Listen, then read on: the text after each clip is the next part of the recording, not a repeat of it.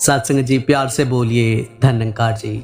आप सभी आनंदित रहें, खुशहाल रहें और अपने जीवन में तमाम उन गुणों को अपना के जीवन को व्यतीत करें जिन गुणों से सतगुरु रीझते हों, जिन गुणों से दुनिया में हम सभी शांति स्थापित करने वाले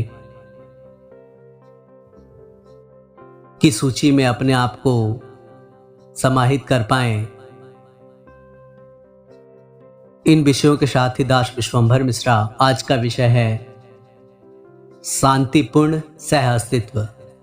सत्संगत सह अस्तित्व शब्द ही अक्सर हम सभी सुनते रहे हैं, जियो और जीने दो।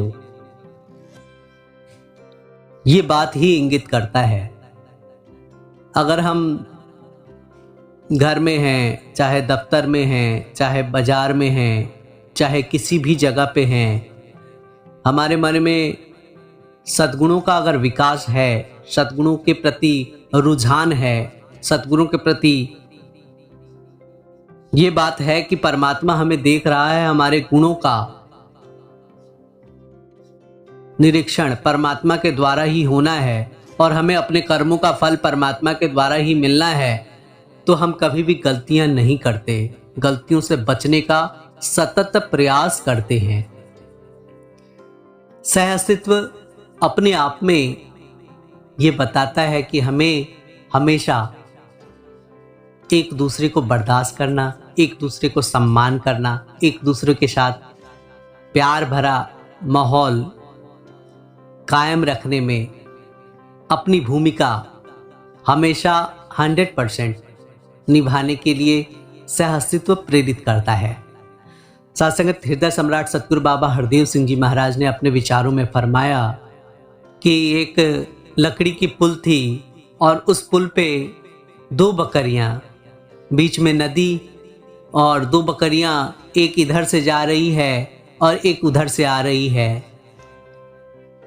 पार तो दोनों ने ही होना था और जब दोनों एक दूसरे के सामने आई तो फिर बात ये आई कि कौन कैसे उस पार जाए। दोनों ही खड़ी थी तो एक कहती है मैं बैठ जाती हूँ, आप मेरे ऊपर से चले जाना, और दूसरी भी कहती है ठीक है आप बैठ जाओ, मैं ऊपर से चली जाऊंगी, फिर आप खड़े होके चले जाना। कहने के भाव क्या है, यहाँ पे दोनों के ही काम बन जाते हैं, दोनों ही अपने गंतव्य तक पहुंचती हैं, लेकिन सत्संगत इसमें दोनों की सूझबूझ भी देखिए कि कितनी अच्छी सूझबूझ कि मैं बैठ जाती हूं, आप ऊपर से चले जाइए। यह है सह अस्तित्व का एक अनूठा प्रमाण जो हृदय सम्राट सतगुरु बाबा हरदेव सिंह जी महाराज ने समस्त मानव जाति को बताते हुए अपने विचारों के माध्यम से समझाया था।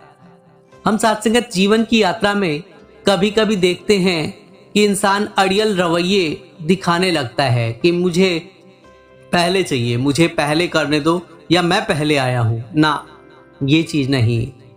हमेशा से गुरु पीर पैगंबर बताते रहे कि तू करता तू भया, मुझ में रहा न हूं, लाली तेरे लाल की जित देखूं तित तू। अगर तू का भाव है कि तुझ में भी तो परमात्मा ही है, अगर मुझ में परमात्मा है तो क्यों ना संत मिले तो मैं मिल जाऊं, संत न मुझसे न्यारे, ये दृष्टिकोण रखा जाए कि अंतरम बहिरंगम अंतरंगे, ये दृष्टिकोण रखा जाए कि अंतर में है, बाहर है और सब में है, तो फिर कभी भी मन में द्वेष का भाव नहीं आएगा, कभी भी एकाधिकार या ऐसी बातें नहीं आएंगी कि जो कुछ हूं सो मैं ही हूं ना।